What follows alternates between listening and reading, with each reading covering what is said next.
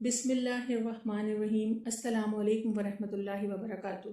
ناظرین، ہماری روزمرہ گفتگو دینی خطبات اور نصاب میں ایک بات اکثر دہرائی جاتی ہے، یہودی یعنی بنی اسرائیل۔ گویا یہ دونوں الفاظ ایک ہی قوم، ایک ہی تاریخ اور ایک ہی مذہب کی نمائندگی کرتے ہوں۔ لیکن کیا واقعی ایسا ہے؟ کیا ہم ایک تاریخی اور فکری غلط فہمی دہرا رہے ہیں جس نے نہ صرف ہمارے شعور کو متاثر کیا بلکہ قرآن، تاریخ اور موجودہ سیاسی حالات کی گہری سمجھ سے بھی محروم رکھا؟ حضرت یعقوب علیہ السلام، جنہیں اسرائیل بھی کہا جاتا ہے، ان کے 12 بیٹے تھے۔ ان 12 بیٹوں کی نسل سے 12 قبائل وجود میں آئے جنہیں مجموعی طور پر بنی اسرائیل کہا جاتا ہے۔ یہ ایک عظیم قوم تھی جس میں حضرت موسیٰ علیہ السلام، حضرت سلیمان علیہ السلام جیسے جلیل القدر انبیاء پیدا ہوئے۔ لیکن وقت کے ساتھ ان 12 قبائل کی تقدیر بدلتی گئی۔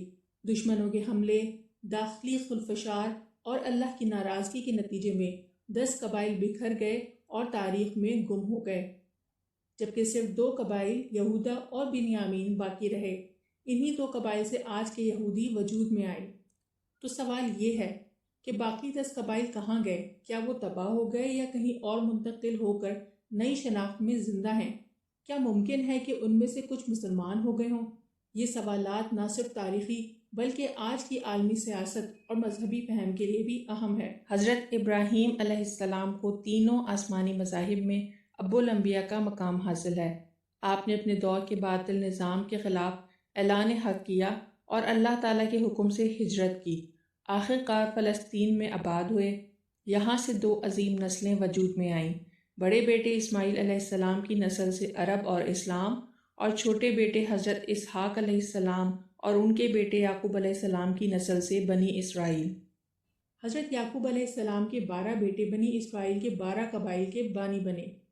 ان میں سب سے محبوب حضرت یوسف علیہ السلام تھے، جنہیں ان کے بھائیوں نے حسد کی وجہ سے کنویں میں پھینک دیا تھا۔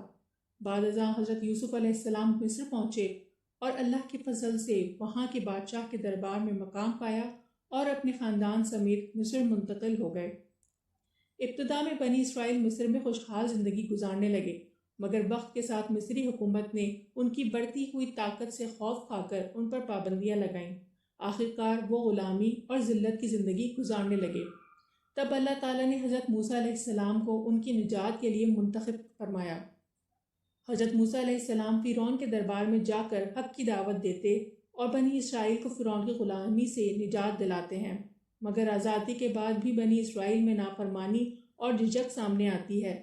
وہ اللہ کے حکم پر فلسطین میں داخل ہونے سے کتراتے ہیں۔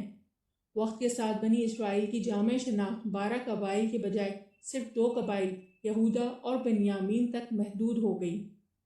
قرآن میں بھی فرق ملتا ہے۔ جب اللہ تعالیٰ تاریخی حقائق بیان کرتے ہیں تو لفظ بنی اسرائیل استعمال ہوتا ہے، جبکہ ان کے انکار اور دین کی تحریف کی بات آتی ہے تو یہود استعمال ہوتا ہے، جو ایک محدود، مخصوص اور نسل پر مبنی شناخت کو ظاہر کرتا ہے۔ آج دنیا میں موجود یہودی زیادہ تر اسی یہودا اور بنیامین کی نسل سے ہیں۔ بعض گروہ جیسے خیبر سلطنت کے لوگ بعد میں یہودیت اختیار کر کے آج کے یہودی معاشرے میں شامل ہوئے۔ یہ فرق صرف تاریخی نہیں بلکہ آج کی سیاحونی تحریک، فلسطین پر قبضے اور گریٹر اسرائیل کے منصوبے کو سمجھنے کے لیے بھی اہم ہے۔ ہر یہودی بنی اسرائیل نہیں اور ہر بنی اسرائیل یہودی نہیں۔ اب آتے ہیں گمشدہ 10 قبائل پر۔ 722 قبل مسیح میں شمالی سلطنت اسرائیل پر آشوری حملہ ہوا، جس کے نتیجے میں 10 قبائل منتشر ہو گئے۔ ان کے شہر اور عبادت گاہیں ویران ہو گئیں اور لاکھوں افراد قتل یا غلام بنا لیے گئے۔ تاریخ میں یہ واقعہ دی اسیرین ایگزائل کے نام سے جانا جاتا ہے۔ کچھ محققین کے مطابق یہ قبائل مشرق میں، خاص طور پر افغانستان، ایران، بر صغیر اور حتیٰ کہ افریقہ کے کچھ قبائل میں شامل ہو گئے۔ خاص طور پر پشتون قبائل کے بارے میں کہا جاتا ہے کہ وہ انہی گمشدہ قبائل کی ممکنہ نسل ہو سکتے ہیں۔ پشتون روایت، خاندانی شجرے اور رسم و رواج میں یہودی مذہب سے مماثلت پائی گئی ہے، لیکن یہ مکمل طور پر ثابت نہیں۔